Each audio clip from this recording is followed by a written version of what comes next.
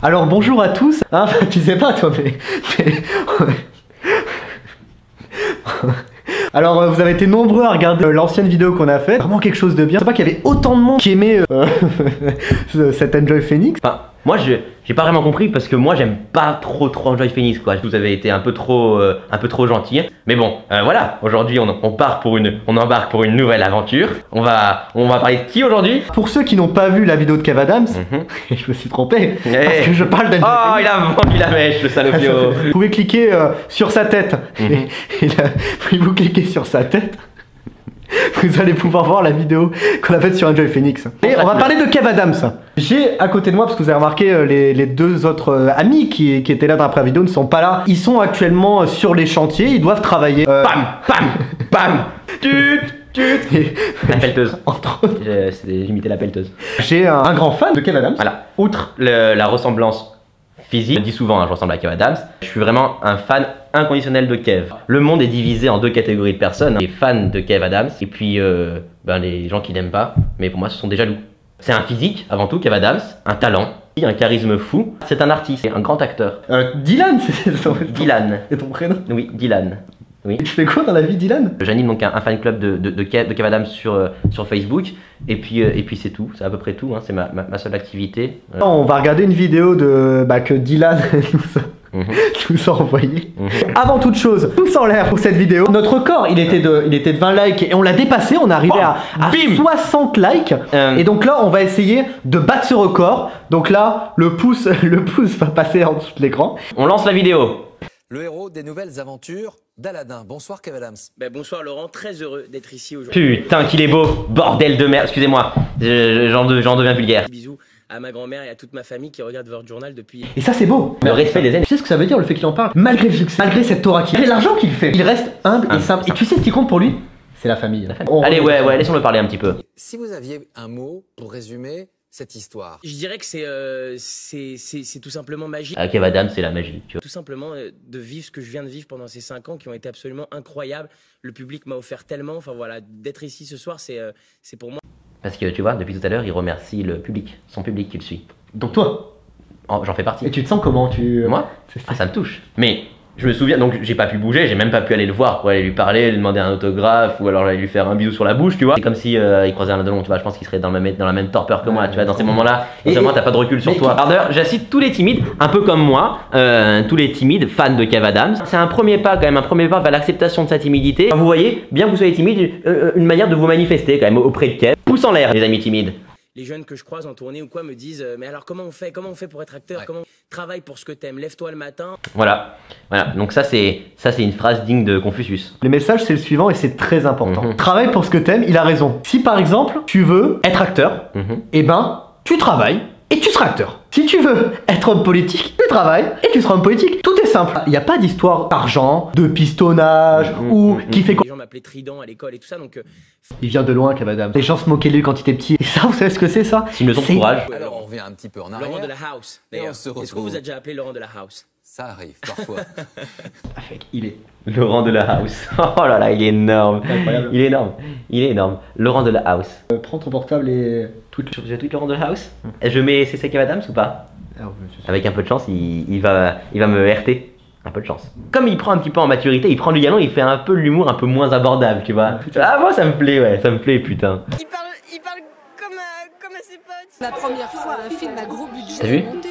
T'as vu cette cascade un petit peu? Il fait les cascades lui-même. Enfin tu vois bien, son public c'est quand même beaucoup de jeunes, ils ont pas de pouvoir d'achat. C'était un peu le porte-parole. Ouais un peu.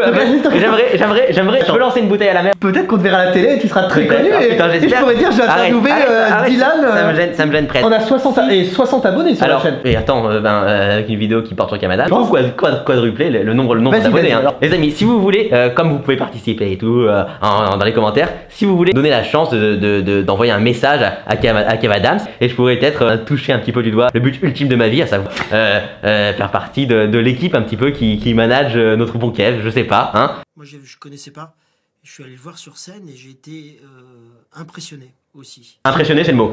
Impressionné c'est le mot. C'est quelqu'un de très connu qui le dit, donc c'est forcément vrai.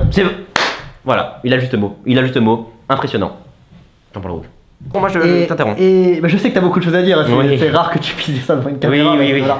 Mais peut-être, c'est ce que j'espère, je le dis secrètement, j'espère qu'ils m'entendent. Hein. J'espère Il va t'entendre. que le message lui parvienne. Il faut que la vidéo soit beaucoup vue. Partagez parce un que max, c'est vrai, les gars. Tu t'exprimes très bien. Oui. Pour quelqu'un qui... Parce que les mauvaises langues disent ouais, le public de Kev Adams, il est bête. Mais toi, c'est pas ton cas, toi. Moi je suis bête.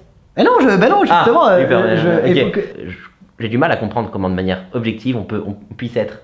Enfin, on puisse ne pas aimer Kev Adams. C'est pas rien, le JT de France 2 quand même. Hein. Ça, on l'a pas souligné, mais c'est pas rien quand même. Hein. S'il est invité sur ce plateau, c'est qu'il est fort. Tout simplement. Ah ouais.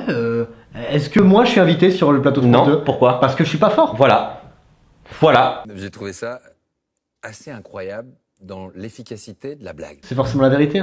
Je veux dire par là qu'il est pas payé pour dire ça. De la housse, non. Une question genre d'honnêteté intellectuelle. Même s'il aimait pas Kev, c'est possible, hein.